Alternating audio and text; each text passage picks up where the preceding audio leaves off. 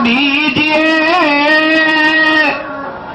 जाने कुटुंब समाए, मैं भी भूखा ना रहूं और साधु न भूखा जाए।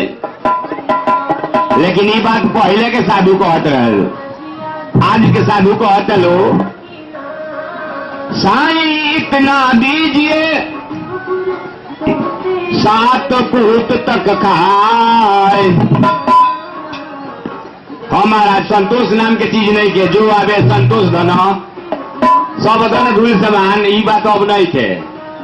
अब बाकी साईं इतना दीजिए 7 पूत तक खाए, मैं भी भूखा ना रहूं चाहे साधु लो भूखा जाए। हमने के अपना पेट भरला से मतलब बा। पहले के ग्राम सभा के मुखिया रखा था लोग, एगो महात्मा जी विचार बोलते रहे, कहते रहे कि सासू के करा के कहल जाला, सासू के करा के कहल जाला।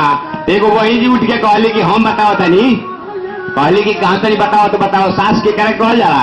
तो कहते कि जे अपना पतोही के सांस ना लेवे दे तो के ओकरे नाम सासू हो, मने ओकरा के सांस लेवे तकले मौका ना दे ओकरे नाम सासू कहल जाला।